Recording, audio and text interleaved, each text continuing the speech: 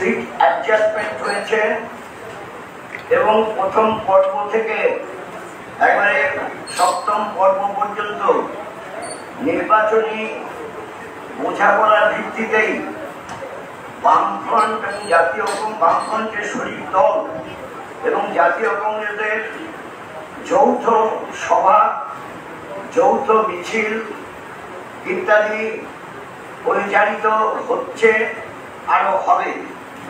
আমি নিজে ব্যক্তিগতভাবে ইতিমধ্যে যেগুলোতে অংশগ্রহণ করেছি তাতে জাতীয় কংগ্রেসের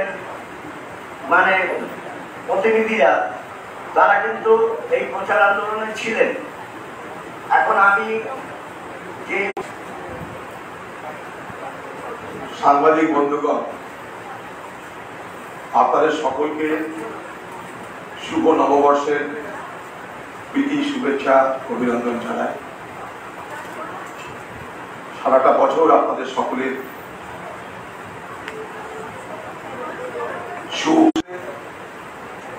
এখানে একটা প্রেস কনফারেন্স করে আমাদের যে কথা, আমাদের যে ভাবনা, সেটা জানানোর চেষ্টা করি। এবারেও তার ব্যতিক্রম হয়নি। নির্বাচনী প্রচার তুঙ্গে, তাই সময় পাওয়া মুশকিল, সময়ের সংকট। তার সঙ্গে আবার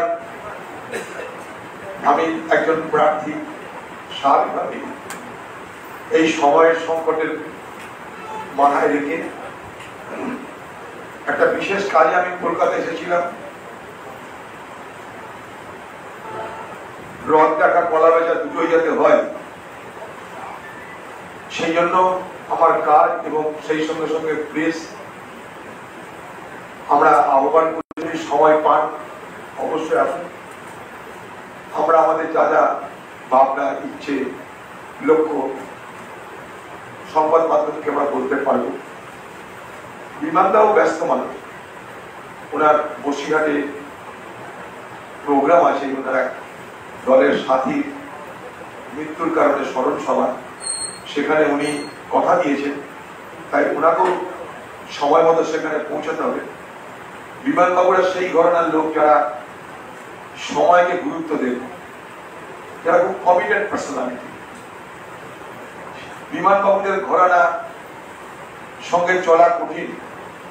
তারা যেমন শৃঙ্খলা করেন, যেমন সময় অনুবর্তিতা মেনটেন করে চলে, ঠিক একইভাবে দুটোই তাকে প্রেস ক্লাবে আহ্বান করার জন্য তার আগে এসে উপস্থিত থাকেন। যথারীতি তিনি চা খেয়েছেন এবং তার পূর্ণ তেজ নিয়ে, দীপ্ততা নিয়ে তিনি কিন্তু এখানে হাজির হয়েছেন। ফলে আপনাদের যে কোনো প্রশ্ন উত্তর তিনি দিতে সক্ষম, সেইভাবে বলিয়ার হয়ে তিনি এসেছেন। কথার কিছু নেই। আমরা বিমানদা বললেন যে আসন সমঝোতা হয়েছে সপ্তম ফেজ। সেই সমস্ত কংগ্রেসের বামেদের কর্মী নেতৃত্বকে ভয়, ভীতি প্রদর্শন, সেই সঙ্গে প্রলোভন সবই চলছে। যেমন করে পঞ্চায়েত, পৌরসভা হয়, তৃণমূলের নেতারা খুব গর্ব করে কোথাও কোথাও বলছে আমরা পঞ্চায়েত ভোট করে দেখিয়ে দিয়েছি, পৌরসভা ভোট করে দেখিয়ে দিয়েছি। যেমন করে পঞ্চায়েত ভোট হয়েছে, পৌর ভোট হয়েছে, তেমন করে লোকসভা ভোট হবে। অতএব কংগ্রেস বা বামের এত খুশি হওয়ার কোনো কারণ নেই। উল্টে আমরা বলেছি, আমি নিজে বলেছি যে পশ্চিমবঙ্গে একটা বুথ আমরা লুট হতে দেব না। আমরা এই নির্বাচনটা রাজ্যের নির্বাচন কমিশনের অধীনে করছি না, আমরা এই নির্বাচন কেন্দ্রের নির্বাচন কমিশনের অধীনে করছি। সেই কেন্দ্রের নির্বাচন কমিশনের কাছে আমি 2 থেকে 3 দফা দিল্লিতে সাক্ষাৎ করেছি, তাদেরকে আমাদের তরফ থেকে ডেমনস্ট্রেশন দিয়েছি এবং তাদেরকে বোঝাতে পেরেছি যে বাংলায় পৌরসভা বা পঞ্চায়েত নির্বাচনে আবার পুনরাবৃত্তি করতে চাইছে তৃণমূল, মতের এখন থেকে আপনারা সতর্ক। তারা আমাদেরকে কথা দিয়েছে যে আপনারা নিশ্চিন্তে বাংলার মানুষকে বলুন যে প্রত্যেকটা বাংলার মানুষ যারা ইচ্ছুক ভোট দিতে, এবং শুধু ইচ্ছুক না হলে তাদেরকে আমরা বোঝাবো যাতে তারা ভোট দিতে তারা এগিয়ে আসে। আমরা প্রত্যেকটা গণতন্ত্রপ্রেমী মানুষের ভোট নিশ্চিত করার জন্যই কেন্দ্রীয় নির্বাচন কমিশন বসে আছে, আমরা সেটাকে সুনিশ্চিত করব। সেই ভরসাতে যেহেতু একটা সাংবিধানিক সংস্থা আমাদেরকে প্রতিশ্রুতি দিয়েছে, সেই বিশ্বাসে ভর করে আমরা বাংলার মানুষকে বলেছি, আপনারা যাকে খুশি ভোট দেন, কিন্তু ভোট আপনাদের দিতে হবে। ভোট দেওয়ার অধিকারকে পুনর্বার প্রতিষ্ঠিত করতে হবে। মানুষ পঞ্চায়েত ভোটে ভোট দিতে পারেনি, মানুষ পৌর ভোটে ভোট দিতে পারেনি, মানুষ লোকসভায় ভোট দিতে এগিয়ে আসুক, এই দাবি মানুষের কাছে রেখেছি। এবং আশা করি আগামী দিনের এই লোকসভা নির্বাচন তৃণমূল হিংসা করতে চাইলেও, হিংসা তারা করছে অলরেডি, তবুও তারা সেই জায়গায় যেতে পারবে না যেখানে নির্বাচনকে প্রহসনে পরিণত করা যায়। যেমন করে পৌরসভা নির্বাচন, পঞ্চায়েত নির্বাচন, পৌরসভা এবং পঞ্চায়েত নির্বাচনকে টিএমসি পার্টি প্রহসনে রূপান্তরিত করেছিল, আমার স্থির বিশ্বাস লোকসভা নির্বাচনকে টিএমসি পার্টি তাদের পুলিশ থাকা সত্ত্বেও, গুন্ডা বদমাশ সবকিছু থাকা সত্ত্বেও তারা প্রহসনে রূপান্তরিত করতে পারবে না। সেই লক্ষ্য নিয়ে আমরা এগিয়ে যাচ্ছি এবং আমরা ভালো ফল আশা করছি। আমাদের নির্বাচনী প্রতিশ্রুতি সর্বভারতীয় ক্ষেত্রে আপনারা পেয়েছেন। আমরা ন্যায় পত্র প্রকাশ করেছি, 5টা ন্যায়কে সামনে রেখে আমরা আগামী দিনে নির্বাচনে অংশগ্রহণ করছি। তার বুকলেট আপনাদের কাছে নিশ্চয়ই আপনারা পেয়েছেন, কারণ এগুলো সর্বভারতীয় কংগ্রেস কমিটির পক্ষ থেকে প্রত্যেকটা সংবাদ মাধ্যমকে আমরা বিস্তারিতভাবে জানিয়ে দিয়েছি।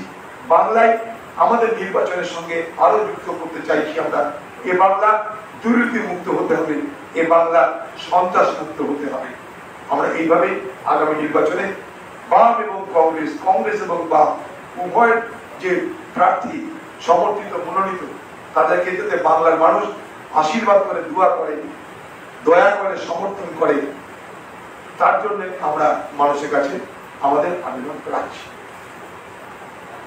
এবং আমরা এটা আশা করছি যে এবারের ফল কংগ্রেস বামে যে জোট মানে আসন সমঝোতা করে যে নির্বাচনটা করছি, এটা খুব প্রোডাক্টিভ হতে চলেছে, খুব ফলপ্রসূ হওয়ার আমরা প্রচন্ড পরিমাণে আশা রাখছি। ফলপ্রসূ হবে আমাদের এই আসন। বলছেন যে এই রাজ্যে বিজেপি বিরোধী একমাত্র প্রধান শক্তি হচ্ছে তৃণমূল কংগ্রেস, বরঞ্চ কংগ্রেস এবং লেফট তারা বিজেপির হয়েই কাজ করছে। আমি তৃণমূল নেত্রী মমতা ব্যানার্জিকে ছোট্ট একটা প্রশ্ন করি, কি এমন ঘটলো যে ইন্ডিয়া জোটে শুধু সামিল হওয়া নয়, ইন্ডিয়া জোটের নামকরণ আপনি করেছিলেন বলে গর্ববোধ করে সংবাদ মাধ্যমের সামনে এসে বললেন আমার পছন্দ অনুযায়ী ইন্ডিয়া জোটের নাম হলো। সেই ইন্ডিয়া জোট থেকে হঠাৎ আপনি পাল্টিবাজি করলেন কেন? যেমন বিহারের নীতিশ কুমার পল্টু কুমার হয়েছে, আপনি কেন পাল্টি কুমারী হলেন? আমাদের জানতে ইচ্ছা করে কি এমন ঘটনা ঘটলো, কি এমন বাধ্যবাধকতা তৈরি হলো, কোথায় আপনি ভয় পেলেন, আতঙ্কিত হলেন? যে ইন্ডিয়া জোটের মিটিং এ পাটনা, ব্যাঙ্গালোর, মুম্বাই আপনি বড় বড় কথা বলছেন, ইন্ডিয়া জোট ভারতবর্ষ থেকে মোদীকে সরাতে পারবে। আপনি ইন্ডিয়া জোটের কনভেনারকে, প্রধানমন্ত্রীকে তাও মনে মনে ঠিক করে আকার ইঙ্গিতে বুঝিয়ে দিচ্ছেন। আপনি রাহুল গান্ধীকে নেতা বলে মানছেন। কি এমন ঘটলো সেই ইন্ডিয়া? আবার বলছি ইধার উধার কি বাত না কর, বতা কাফিলা কাইসে লুটা। এদিক ওদিক কথা বলে লাভ নেই দিদি। প্রথমে আপনি বলুন ইন্ডিয়া জোট ছেড়ে পালালেন কেন? নীতিশ কুমার পালিয়েছিল তার কারণ নীতিশ কুমারের মুখ্যমন্ত্রী দরকার ছিল বিজেপির সঙ্গে আঘাত করবে। আগামী দিনে এমন ঘটনা ঘটলে সংবাদ জগৎ অবাক হবেন না, যখন কংগ্রেস এবং বামের এই আসন সমঝোতায় নির্বাচনী জোট এ বাংলায় ভালো ফলাফল করতে পারলে তাসের ঘরের মতন গোটা তৃণমূল দল ভেঙে পড়বে। আপনি মিলিয়ে নেবেন আমার কথা। সেই দিন দিদিকে বাঁচার জন্য, দিদিকে মুখ্যমন্ত্রী থাকার জন্য তৃণমূলের যা কিছু অবশিষ্ট বিজেপির সঙ্গে আঘাত করে নীতিশ কুমারের মতন এ বাংলায় দিদির সঙ্গে বিজেপির জোট হয়ে না সরকার গঠিত হয়, অবাক হবেন না। রাজনীতিতে সবকিছু সম্ভব। টিএমসি আর বিজেপি আঘাত হয়ে এ বাংলায় যদি আগামী দিনে জোট সরকার হয়, অবাক হবেন না। কারণটা কি জানেন? কতগুলো সিমটম বলি আপনাদেরকে। সে সিমটমটা কি? ডায়মন্ড হারবারে বিরাট লড়াই করবে বিজেপি বলে ঘোষণা করবে। সেই ডায়মন্ড হারবারে প্রার্থীটা দিল যাকে সহজে পরাজিত করে খোকাবাবু জয়ী হতে পারে। এটা সমঝোতা, এটা আসল সমঝোতা বলে আমি মনে করি। তাই দিদিকে প্রথমে বলতে হবে আমরা কার দালাল সেটা পরের কথা। ভারতবর্ষের মানুষ জানে একমাত্র প্রতিদিন নরেন্দ্র মোদীকে আক্রমণ করতে হয় রাহুল গান্ধীকে। ভারতবর্ষের যে কোনো প্রান্তে মোদীকে আক্রমণ করতে হয় রাহুল গান্ধীকে। মোদী কখনো ভারতবর্ষের বাংলাদেশের অন্য রাজ্যে মমতা ব্যানার্জিকে আক্রমণ করে না, কারণ মোদীর কাছে সব থেকে বড় বিপদের নাম রাহুল গান্ধী। তাই রাহুল গান্ধীকে দুবেলা আক্রমণ করে গোটা বিজেপি পার্টি। বিজেপি পার্টির রাজনৈতিক আক্রমণের ফোকাল পয়েন্ট রাহুল গান্ধী। 2 নম্বর কথা, ভারতবর্ষের ইতিহাস বলছে বাম শক্তি বা কংগ্রেস কখনো ইতিহাসের কোনো ঘটনায় কোনোভাবেই প্রত্যক্ষ বা পরোক্ষ ভাবে তারা কখনো সাম্প্রদায়িক শক্তির সঙ্গে হাত মেলায়নি। তাই স্বাভাবিকভাবে দিদির এই কথা অবান্তর। শুধু অবান্তর নয়, আমি বিজেপিকে দিদিকে আমি পাল্টা প্রশ্ন করতে চাই, কি এমন ঘটলো কি ইন্ডিয়া জোট ছেড়ে মোদীর কাছে আত্মসমর্পণ করতে হলো আপনাকে? যেটা নীতিশ কুমার করলো, সেই নীতিশ কুমারের পদাঙ্ক অনুসরণ কেন বাংলার আগুনখোর মুখ্যমন্ত্রী, অগ্নিকন্যা মুখ্যমন্ত্রী মমতা ব্যানার্জি করতে হলো? এবং অদ্ভুতভাবে এই ঘটনাগুলোর সঙ্গে অর্থাৎ দিদির মোদীর কাছে আত্মসমর্পণের সঙ্গে অরবিন্দ কেজরিওয়াল এবং হেমন্ত সোরেন, একজন মুখ্যমন্ত্রী একজন প্রাক্তন মুখ্যমন্ত্রী, এই দুজনের গ্রেপ্তারের সম্পর্কটা কি এটা কিন্তু তদন্ত সাপেক্ষ। অরবিন্দ কেজরিওয়াল গ্রেপ্তার হতে পারে তিহার জেলে, হেমন্ত সোরেন গ্রেপ্তার হতে পারে তিহার জেলে।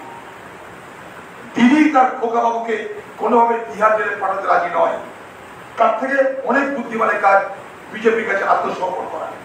তাই রাজভবনে মোদীর সঙ্গে দেখা করার পর সাংবাদিক জগৎ যখন তাকে জিজ্ঞেস করলো কি কি আলোচনা হলো, বলে আমাদের গল্প হলো বেশি, কাজের কথা হলো কম। তাই এগুলো থেকে কি কি ইঙ্গিত দেয়? ইন্ডিকেশন ইজ এনাফ দ্যাট দিদি মোদীর কাছে আত্মসমর্পণ করেছে। অতীতটা সবই আমাকে বিমানটাকেও প্রশ্নটা করবো অবশ্যই। প্রথম যে কথাটা যে আমি দাঁড়িয়ে বলছি, ইন্ডিয়া জোট মমতা বন্দ্যোপাধ্যায় ছেড়েছেন যেটা আপনি বলছেন। কিছুদিন আগে ম্যানিফেস্টো প্রকাশ করেছে তৃণমূল কংগ্রেস, সেখানে তারা বলেছেন যে ইন্ডিয়া জোট সঙ্গী হয়ে সরকার গঠন করলে এটা তার প্রতিশ্রুতি থাকবে। এর আগে কৃষ্ণনগরের সভামঞ্চে উনি বলেছিলেন যে আমি নাম দিয়েছি, ভোটের পর আমি বুঝে নেব। তাদের যেটা বক্তব্য, বাংলায় ইন্ডিয়া জোট তারা করতে পারেননি, সেখানে তারা কাঠগড়ায় দাঁড় করাচ্ছেন অধীর রঞ্জন। এই বিষয়টা একটু যদি ভেরি গুড কোশ্চেন। বাংলার পুরো সংবাদ জগতের কাছে এমন কোন প্রমাণ আছে যে আমার সঙ্গে মমতা ব্যানার্জির রাজনৈতিক বিরোধিতা, আদর্শগত বিরোধিতা কোনদিন ছিল না? যখন ইন্ডিয়া জোট তৈরি হয় তখন কি আমার সঙ্গে মমতা ব্যানার্জির রাজনৈতিক বিরোধিতা ছিল না? আদর্শগত বিরোধিতা ছিল না? সন্ত্রাস বিরুদ্ধে লড়াই ছিল না? মমতা ব্যানার্জির প্রতি আমার সমালোচনা ছিল না? আপনার সমস্ত রেকর্ড বার করুন, আর্কাইভ আপনাদের হাতে আছে, আর্কাইভ বার করুন যে অধীর চৌধুরী কোনোদিন এ রাজ্যে মমতা ব্যানার্জির সঙ্গে সমঝোতা করেনি। তাই সেদিন কেন ইন্ডিয়া জোট গড়বার সময় মমতা ব্যানার্জি শর্ত রাখলো না যে অধীর চৌধুরী থাকলে আমি ইন্ডিয়া জোটে যাব না, অধীর চৌধুরী আছে তাই বাধ্য হয়ে আমি ইন্ডিয়া জোট ছাড়লাম? এ কথা মমতা ব্যানার্জি ইন্ডিয়া জোট করার সময় কেন বলল না? কেন বলবো না? আমি তো আগেও ছিলাম, এখনো আছি। আমি তো কোনোদিন দিদির সুখ্যাতি করে রাজনীতি করিনি বাংলায় ভাই। তো সেদিন কেন তার মনে হলো না? সময়টা দেখবেন, time and space dimension is a very crucial aspect of political system. সময় কখন হচ্ছে কখন। আর অধীর চৌধুরীকে এখানে কেন স্যাক্রিফিশিয়াল কোর্ট বানানো হচ্ছে? আমার সঙ্গে মমতা ব্যানার্জির বিরোধ সবাই জানে, সর্বজন বিদিত। আমার সঙ্গে মমতা ব্যানার্জি কোন সমঝোতা রাজনীতি কোনোদিন করিনি, সর্বজন বিদিত। তা যখন সর্বজন বিদিত তখন ইন্ডিয়া জোট করার সময় সেই সভায় আলোচনা করলেই তো পারতেন। আজ কেন এইসব অজুহাত দেওয়া হচ্ছে? আপনি আত্মসমর্পণ করলেন মোদীর কাছে। দিদি আপনি খোকাবাবুকে বাঁচানোর জন্য ভয়ে, ইডি, সিবিআই, ইনকাম ট্যাক্সের ভয়ে, ভয়ে মানে ভয়ে আপনি আত্মসমর্পণ করেছেন মোদির কাছে। মোদির ওয়াশিং মেশিনে এখন খোকাবাবু ধৌত হচ্ছে, বিধৌত হচ্ছে। যেমন করে এ ভারতবর্ষের 25 জন বিরোধী দলের নেতাকে মোদির দলে যোগদান বা প্রত্যক্ষ পরোক্ষ সমর্থন করার পরিপ্রেক্ষিতে মোদির ইডিআই, মোদির সিবিআই, মোদির ইনকাম ট্যাক্স মাফ করে দিয়েছে, ওয়াশিং মেশিনে এখন বাংলার খোকাবাবু বিধৌত হচ্ছে, পরিস্থিতি হচ্ছে, ঝকঝকে থকথকে হচ্ছে।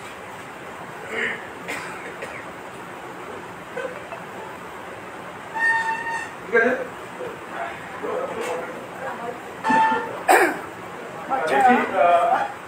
हिंदी में एक सवाल पूछना है कि बार बार टीएमसी की तरफ से कि बोला जा रहा है कि सीपीएम और कांग्रेस ये दोनों बीजेपी भाई भाई, इसके ऊपर आपका क्या कहना है? ये हमारे देश की अगर सियासी इतिहास को अगर गौर किया जाए तो इसमें आसानी से आपको पता चलेगी कि 1999 में बीजेपी पार्टी के साथ चुनावी गठबंधन बनाई थी, ये खुद ममता बनर्जी, उनकी सरकार की मंत्री भी बनी थी ये ममता बनर्जी। ये बंगाल में एक नहीं कई चुनाव में ममता बनर्जी के साथ बीजेपी की गठबंधन हुई थी, कोई नई बात नहीं है।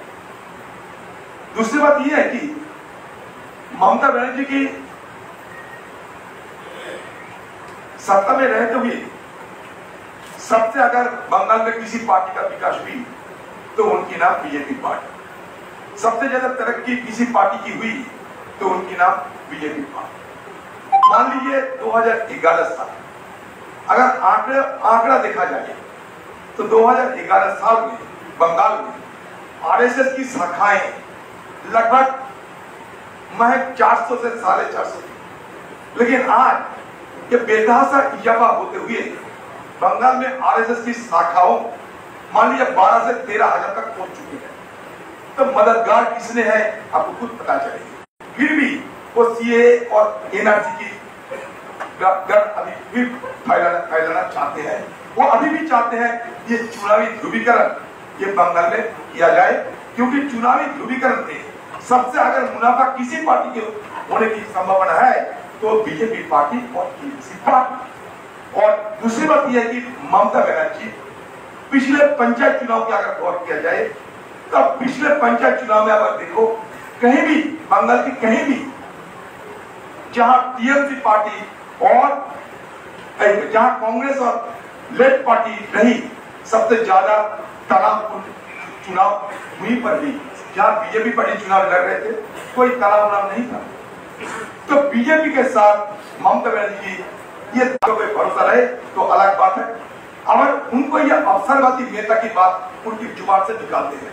ये सिर्फ और सिर्फ एक अवसरवादी नेता की ये कहानी कि अभी मैं कुछ नहीं, अभी मैं इंडिया जोड़ की विरोध करेंगे, इंडिया गठबंधन की विरोध हम बंगाल में करेंगे, लेकिन जब सरकार बनाने की स्थिति पैदा होगी तो तुरंत मैं दोबारा पलटी मार के मैं इंडिया में शामिल होगी। तो पलटी कुमारी अपना जो जज्बा दिखाने के लिए बिल्कुल तैयार बैठे हैं। ये अवसरवादी नेत्री है ये पता चलते हैं, इसलिए मैं इनको कहता दिल्ली की मीडिया वालों के सामने she is a politician who may be called a persona non grata in political jargon। ये पर्सनल नॉन ग्रेटा एक पॉलिटिशियन है हमारे देश की आज की सियासत में। बोले दी আর সব প্রশ্ন উত্তর দিতে পারছি। আচ্ছা বিমানদা আপনাকে একটা প্রশ্ন রাখি, আমি আরেকটা কথা বলি যে আপনাদেরকে আমি ছুটি নেব, বিমানদা অনুমতি নিয়ে বিমানদা তারপর বলুন। কংগ্রেস পার্টির তরফ থেকে 5টা ন্যায়ের কথা বলা হয়েছে, ন্যায় পত্র আপনারা একটু দেখে নেবেন। একটা হচ্ছে ভাগিদারি ন্যায়, যুবা ন্যায়, কৃষক ন্যায়, নারী ন্যায়, শ্রমিক। তার মধ্যে দুটো বৈপ্লবিক সিদ্ধান্ত নিচ্ছে কংগ্রেস। একটা হচ্ছে রাইট টু অ্যাপ্রেন্টিসশিপ অ্যাক্ট, অর্থাৎ একটা শিক্ষিত যুবকের চাকরির অধিকার, আইনি অধিকারটা, এটা ভয়ঙ্কর একটা বৈপ্লবিক সিদ্ধান্ত, একটা বলতে পারেন ভারতবর্ষকে পাল্টে দেওয়ার সিদ্ধান্ত। যেমন করে একদিন ভারতবর্ষের গরিব মানুষকে কংগ্রেস এবং বামের সরকার মিলেমিশে, ইউপিএ 1 সরকার মিলেমিশে কাজের অধিকার, আইনি অধিকারের জন্ম দিয়েছিল, যাকে আমরা মানরেগা বলি, ঠিক একইভাবে সরকার 1 লক্ষ টাকা বছরে খরচ করবে। কেন? তাকে বিশেষ বিশেষ প্রশিক্ষণে প্রশিক্ষিত করা। কেন? যাতে তারপরে হয় কোনো সরকারি কিংবা বেসরকারি সংস্থায় তার নিযুক্তি নিশ্চিত করা যায়। এটা কিন্তু আইন করে দিচ্ছে, অর্থাৎ এটা যদি না মানে কোনো সরকার তাহলে সে কোর্টে যেতে পারে। পৃথিবীতে এই আইন কোন দেশ আছে আমার জানা নেই, তবে জার্মান বলে একটা দেশ আছে যেখানে এই আইন বলবৎ আছে। ভারতবর্ষ এই আইনের রূপকার ছিলেন 1961 সালের কংগ্রেস। সেটা বাস্তবায়িত করতে যেখানে যেখানে সংশোধন দরকার কংগ্রেসের সংশোধনগুলো করে জার্মানের রাইট টু অ্যাপ্রেন্টিস অ্যাক্টের আরেকটা প্রতিরূপ ভারতবর্ষে রাইট টু অ্যাপ্রেন্টিসশিপ অ্যাক্ট আমরা চালু করতে চাইছি। এটা একটা বৈপ্লবিক সিদ্ধান্ত। দ্বিতীয় হচ্ছে মহিলাদের প্রত্যেক পরিবারের একজন গরিব পরিবারের একজন মহিলাকে বছরে 1 লক্ষ টাকা অনুদান। এটা আরেকটা বৈপ্লবিক সিদ্ধান্ত। যে বাংলায় লক্ষ্মীর ভান্ডার নিয়ে অনেক রাজনীতি হচ্ছে, গ্রামে গ্রামে পোস্টার লেখা হচ্ছে দিদিকে ভোট না দিলে লক্ষ্মীর ভান্ডার নাকি কেড়ে নেওয়া হবে। বাংলার মানুষকে বলতে চাই লক্ষ্মীর ভান্ডারটা সরকারি প্রকল্প, কোন সরকারের ক্ষমতা নাই লক্ষ্মীর ভান্ডার কেড়ে নিতে পারে। বাংলার মানুষকে আরেকটা কথা বলতে চাই, বাংলায় কোন মানুষ যদি তৃণমূলের বিরুদ্ধে ভোট দেওয়ার জন্য লক্ষ্মীর ভান্ডার কেড়ে নেওয়ার পরিস্থিতি হয়, লক্ষ্মীর ভান্ডার কেড়ে নেয়, আমরা কংগ্রেস কথা দিচ্ছি, বামের তত্ত্বের কথা দিচ্ছি, আপনাদের সেই লক্ষ্মীর ভান্ডার ফিরে দেওয়ার দায়িত্ব আমাদের। কারণ এটা কেউ কেড়ে নিতে পারে না আইনি প্রক্রিয়া।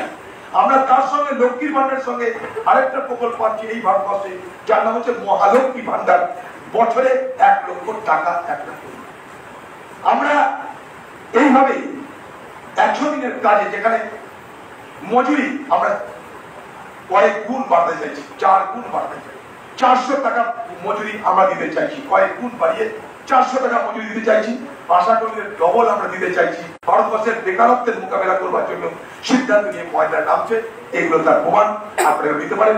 কৃষকদের জন্য আরেকটা বৈপ্লবিক সিদ্ধান্ত, সেটা হচ্ছে ভারতবর্ষে যে সমস্ত ফসলের উপরে ন্যূনতম সহায়ক মূল্য আছে মিনিমাম, সেগুলো খরিদ করতে বাধ্য থাকবে আইনের তুলনায়।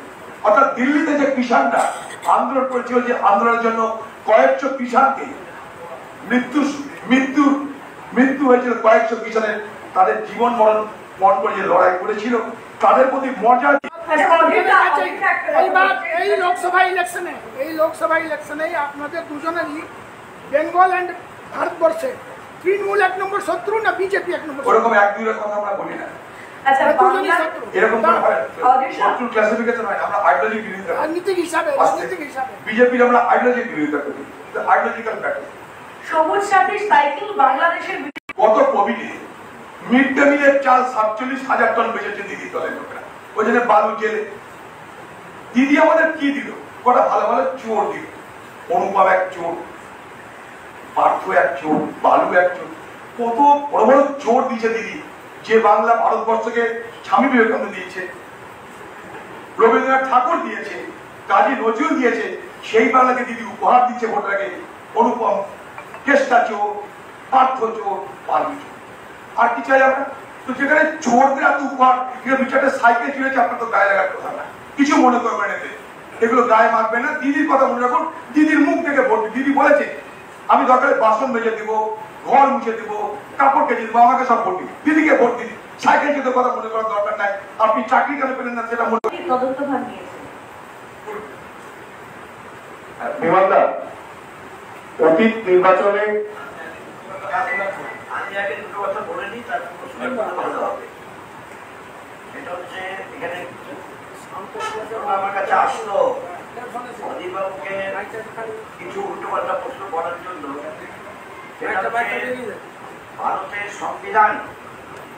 ভারতের সংবিধান ও গণতান্ত্রিক ব্যবস্থাকে রক্ষা করতে বিজেপিকে পরাস্ত করুন, এটা আমরা বলেছি। রাজ্যকে বাঁচাতে দুর্নীতিগ্রস্ত তৃণমূল কংগ্রেসকে পরাস্ত করুন, কেন্দ্রে একটি বিকল্প ধর্মনিরপেক্ষ সরকার করা সুনিশ্চিত করুন, সংসদে জনগণের কণ্ঠ সোচ্চার করতে বামফ্রন্ট ও বামফ্রন্ট সমর্থিত ধর্মনিরপেক্ষ শক্তিকে বিজয়ী করুন বলে পশ্চিমবঙ্গে জনগণের কাছে বামফ্রন্টের অনুরোধ। বাংলার প্রগতিশীল চিন্তা ও সংস্কৃতিকে রক্ষা করতে, রুটির লড়াইকে তীব্রতর করতে, গণতন্ত্র রক্ষা করতে বামফ্রন্ট ও বামফ্রন্ট সমর্থিত জাতীয় কংগ্রেস প্রার্থীদের জয়ী করুন। বামফ্রন্টের নির্বাচনী আবেদনে আমরা এটা বলেছি। আমাদের যেমন কংগ্রেস যেরকম তার এআইসিসি থেকে তারা যে ঘোষণা করেছে, সেখানে যে পয়েন্টগুলো আছে আমাদের এই আবেদনে বেঙ্গলের ক্ষেত্রে যে প্রশ্নগুলো আছে সেই পয়েন্টগুলো আছে। আমি শুরুতেই বলে নিই, অনেকেরই বুঝতে অসুবিধা হয় যে আজকে অধীরবাবু আমি একসঙ্গে বসে আছি। এখন ভারতের রাজনৈতিক পরিবেশ পরিস্থিতিতে সর্বভারতীয় ক্ষেত্রে বামেদের সঙ্গে কংগ্রেসের যে সম্পর্ক সেটা একটু ভিন্ন প্রকৃতি সর্বভারতীয় ক্ষেত্রে। কিন্তু তার সত্ত্বেও কেরালাতে ইউডিএফ এর নেতৃত্বে একটা সরকারও হয়, ইউডিএফ এর মুখ্য ভূমিকায় কংগ্রেস থাকে, এলডিএফ এর নেতৃত্বে সরকার হয়, মুখ্য ভূমিকায় সিপিআইএম থাকে। সেটা রাজ্যগত। এ কথা যখন গড়ে উঠল ইন্ডিয়া ব্লক গড়ে ওঠার পর এ কথা বলা হয়েছিল যে ভারতের বিভিন্ন প্রান্তে বিভিন্ন ধরনের অবস্থানগত কারণে একই রকম বোঝাপড়া, নির্বাচনী বোঝাপড়া একই রকম বোঝাপড়া হবে না, এটা বলা হয়েছিল। সেটাকে মনে রেখেই প্রশ্নগুলো করুন, সুবিধা হবে। বলুন। বিমানদা, আপনাকে একটা প্রশ্ন। অতীতে আমরা বাম কংগ্রেসের জোটের ক্ষেত্রে একটা জিনিস দেখেছি যে বামফ্রন্টের কর্মীরা কংগ্রেস প্রার্থীকে তারা ভোট দেন, কিন্তু অনেক ক্ষেত্রে ভোট অ্যানালিসিস করে দেখা গেছে কংগ্রেসের কর্মী সমর্থকরা বাম প্রার্থীদের ভোট দেন না। এবার অধীর রঞ্জন চৌধুরী এ ব্যাপারে খুবই সচেষ্ট এবং আমরা কদিন আগে দেখলাম যে তিনি বামফ্রন্টের যে লোগো, সেই লোগো দেওয়া উত্তরীয় তিনি নিজের গলায় করেছেন, মিছিলে হেঁটেছেন। শেষমেশ কি মনে হয় 24-এর লড়াইয়ে এই ট্রেন্ডটাকে কি বদলানো যাবে? অর্থাৎ কংগ্রেস কর্মীরা কি বামেদের ভোট দেবেন, এরকম জায়গাটা কি তৈরি হবে? আমি অবশ্যই প্রত্যাশা করব যে বামেরা যেরকম কংগ্রেসে ভোট ট্রান্সফার করে, কংগ্রেসও তাদের ভোট বামেদের জন্য ট্রান্সফার করবে। ঠিক এরকম অধীরবাবু এক চেয়ারে, পাশের চেয়ারে আমি, অতীতে বসিনি। কাজে অতীতে যে অবস্থা ছিল সেটাই হবে এটা ধরে নেওয়া ঠিক না। এবার নিশ্চয়ই এই বোঝাপড়াটা উন্নততর বোঝাপড়া হয়েছে। মানে আজকে আমরা বসে কথা বললাম অধীরবাবুর সঙ্গে, কিন্তু আমার তো সবসময় টেলিফোনে কথা হয়েছে আর চিঠি পাঠিয়ে কথা হয়েছে। আমি চিঠি পাঠিয়েছি, চিঠি পাঠিয়েছেন। এইভাবে ঠিক অতীতে এইভাবে হয়নি। অতীতের থেকে এবার একটু ভিন্ন রকমের হয়েছে। আমরা সবাই বুঝি দেশকে ধ্বংস করবার জন্য দেশের যে সংবিধান তার উপর ক্রমাগত আক্রমণ করছে বিজেপি। তাই বিজেপিকে আমাদের দেশের স্বার্থকে রক্ষা করবার জন্য, ধর্মনিরপেক্ষতার আদর্শকে তাকে বাঁচানোর জন্য বিজেপিকে আমাদের পরাস্ত করতে হবে। আর রাজ্যে যদি কম কথা, রাজ্যের সরকার সম্বন্ধে কম কথা বলা ভালো। রাজ্যে যে সরকার, তৃণমূল সরকার, তারা বিজেপির বিরুদ্ধে কথা বলে। বিজেপিকে হাতে ধরে নিয়ে এসছে পশ্চিমবাংলায় টিএমসি, এটা ভুলে গেলে চলবে না। অধীরবাবু যেটা বলছিলেন 1999-এ কি হয়েছে, তখন মমতা বন্দ্যোপাধ্যায় তিনি রেলমন্ত্রী, আর আমাদের রাজ্য থেকে তপন শিকদার তিনি রাষ্ট্রমন্ত্রী এবং ঝুলুবাবু তিনি পূর্ণমন্ত্রী, কৃষ্ণনগর থেকে জয়লাভ করেছিলেন। 3টে আসনে বিজেপি জয়লাভ করেছিল এবং এই 3টে আসনে বিজেপি জয়লাভ করার তা সম্ভবপর হয়েছে বিজেপি এবং টিএমসি বোঝাপড়ার মধ্য দিয়ে। আজকে বিজেপি, আজকে টিএমসি উল্টোপাল্টা কথা বললে হবে না। গত পরশুদিন যে টিএমসি বিধায়ক, সে লোকসভা নির্বাচন বিজেপির বিধায়ক মুকুটমণি বিজেপির বিধায়ক, তার পরের দিন তিনি এসে টিএমসি লোকসভা প্রার্থী। মানেটা কি? অতি গর্বে টিএমসি এবং বিজেপির বোঝাপড়া আছে, তাই রণহংকার কি বাংলা বিরোধীদের বিসর্জন। মানে কি? বাংলায় শুধু বাংলাভাষী মানুষ থাকে, বাংলা বিরোধী মানে কি? বাংলায় শুধু বাংলাভাষী মানুষ থাকে না, বাংলায় বিভিন্ন ভাষার মানুষ থাকে। বাংলা 1911 সাল পর্যন্ত ছিল ভারতের রাজধানী, ব্রিটিশের রাজধানী। ফলে সব ভারতীয় মানুষের, সব ভাষাভাষী মানুষের মিলন ক্ষেত্র বাংলা। কলকাতায় তো বাংলাভাষী মানুষের সংখ্যা কম, খড়গপুরে তো বাংলাভাষী মানুষের সংখ্যা কম, মাইনরিটি। কলকাতা এবং খড়গপুরে মাইনরিটি। তার জন্য আমরা লজ্জিত না। এবং বাম কংগ্রেস বোঝাপড়া, এটা দেখাতে হবে। ফলে তখন বুঝতে পারবেন যে এবার আর দুপক্ষের মধ্যে ভোট ভাগাভাগি হবে তা না, এবার তিন পক্ষের মধ্যে ভোট ভাগাভাগি হবে। তিন পক্ষের মধ্যে ভোট ভাগাভাগি হলে অবস্থা কি হবে সেপোলজিস্টরাও বলতে পারছেন না। আমি এক সেপোলজিস্টের কথা বলেছিলাম, বলছেন তিন পক্ষ যদি হয়ে যায় বলা খুব মুশকিল হবে, কি হবে। কতগুলো সিটের ক্ষেত্রে অবশ্যই এরকম পরিবেশ পরিস্থিতি গড়ে উঠবে। অদীপা, একটা ছোট্ট প্রশ্ন আপনাকে। দীর্ঘদিনের আপনার রাজনৈতিক জীবন, আমরাও ভোট কভার করার সুবাদে অনেকদিন ধরে ভোট কভার করছি। এবার একটা ফার্স্ট ফেজ ভোটের পর একটা অভূতপূর্ব ঘটনা ঘটলো, বিজয় মিছিল বেরোলো। এই বিজয় মিছিলকে নিয়ে আপনি একটু মন্তব্য করবেন, তারপর বিমানবাবু করবেন। বিষয়টা গিয়ে দুটো জিনিস দেখবেন। ভারতবর্ষে আজকাল যারা ভোট পরিচালনা করার স্ট্র্যাটেজিস্ট নিয়োগ করছে না, তারা আজকাল সাইকোলজিক্যাল ওয়ারফেয়ারকে বেশি গুরুত্ব দিচ্ছে। যেমন কথায় বার্তায় মোদী করে দিল 400 পার। মানুষের মতামত, মানুষের ভোট কোন রাজনৈতিক দলের পেটেন্ট তো নয়, তাদের ফিক্সড ডিপোজিটের টাকা নয়। মোদী বলে দিল 400 পার। অর্থাৎ সাইকোলজিক্যাল ওয়ারফেয়ারে, মাইন্ড গেমে সবাইকে বুঝিয়ে দেওয়া যে আমি তো 400 পারের কথা বলে দিয়েছি, তোমরা দিয়ে দাও। তোমরা দিলেও 400, না দিলেও 400। কিন্তু মোদী সকালের পর দৌড়ে বেড়াচ্ছে চালিয়ে। যদি 400 পার এত আসানিতেই হয়, মোদীকে দৌড়াতে হবে না, এত দৌড়াতে হবে। 2 নম্বর কথা, মমতা ব্যানার্জি, আপনি যে কথাটা বললেন যে ভোট হয়ে যাবার বিজয় ঠিক, এটা আরেক ধরনের সাইকোলজিক্যাল ওয়ার। তাদের দলে যে স্ট্র্যাটেজিস্টকে নিয়োগ করেছে তার খোকাবাবু, সে শিখাচ্ছে যে আগে নির্বাচন হয়ে যাওয়ার সঙ্গে সঙ্গে বিজয় মিছিল বার করো, বিরোধীদেরকে ফিজিক্যালি অ্যাসাল্ট করো। যেমন আপনারা একজন প্রশ্ন করলেন না, আপনাকে বারবার হামলা হচ্ছে, হামলাটা করতে কারণ আছে। এটা একটা স্ট্র্যাটেজি থাকে, উত্তেজিত করো, প্ররোচিত করো, করতে করতে করতে করতে ট্র্যাক করো, ফাঁদে ফেলে দেয়, যাতে প্রমাণ করা যায় যে দেখো বেআইনি কাজ করছি আমরা, আমাদের প্রচারে বাধা সৃষ্টি করো। এসব কতগুলো স্টাইল এদের, ঠিক আছে।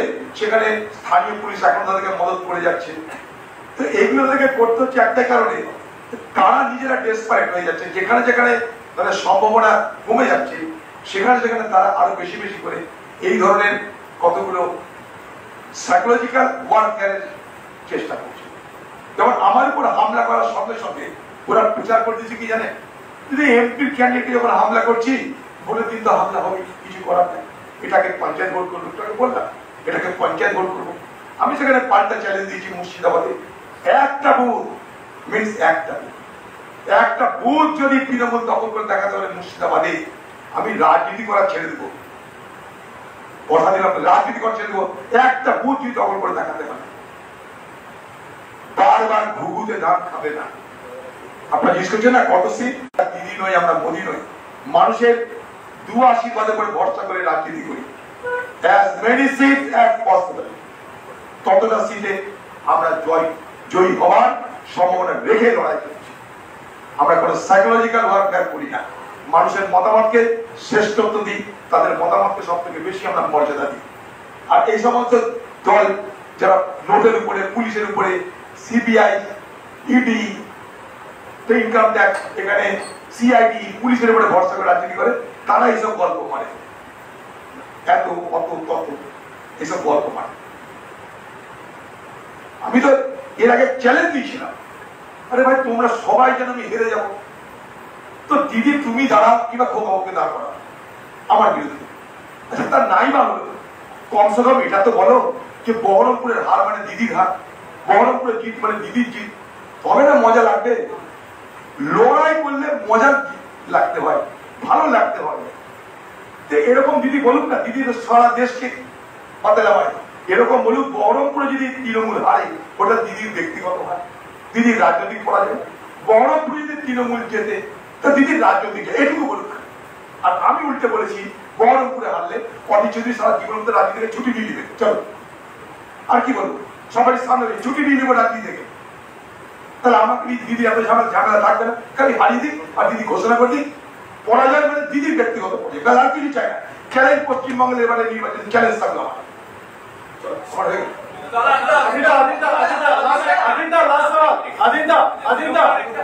एक तरफ सीताराम येचुरी के तरफ से आप लोग बंगाल में गठबंधन की सरकार बोल रहे हैं, सीपीएम कांग्रेस एक साथ लड़ने का बात बोल रहे हैं। सीताराम येचुरी उन्होंने कहा है कि कांग्रेस पीएम मोदी से मांग कर रही है, केरला के जो सीएम है उनका अरेस्ट, गिरफ्तारी का मांग कर रही है। अगर ऐसा हुआ तो ये सबसे अनडेमोक्रेटिक वर्क होगा। देखिए हमारे मतलब वरिष्ठ नेता विमान दोस्त साहब ने सारे कुछ आपको व्याख्यान दे चुके हैं, विस्तार से सब कुछ बता चुके हैं कि वहां की अलग स्थिति है, यहाँ की अलग स्थिति।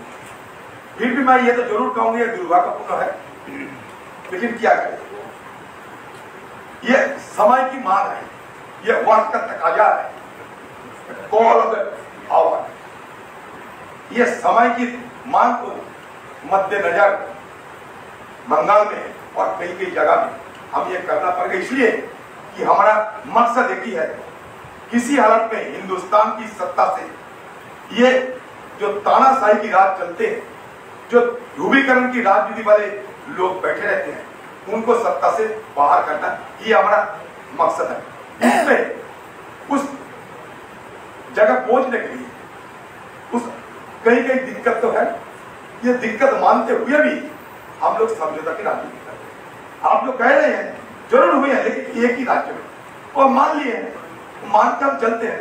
वहां हमारे नेता राहुल गांधी भी चुनाव में लड़ रहे हैं, तो मान के चलते। इसका मतलब ये नहीं सारे हिंदुस्तान में हमारे बीच कोई दरार पैदा हुई है, कभी कहीं नहीं।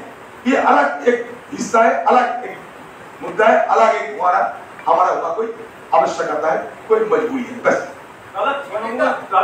তৃণমূল একটা দাবি করছে যে আপনি এবং সেলিম সাহেব পাশাপাশি আসন বেছে নিয়েছেন, একে অপরের উপর নির্ভর করে জিতবেন, একে অপরের উপর নির্ভর করে জিতবেন। আমি বরাবর 5 বার জিতেছি, কার উপর নির্ভর করে জিতি না।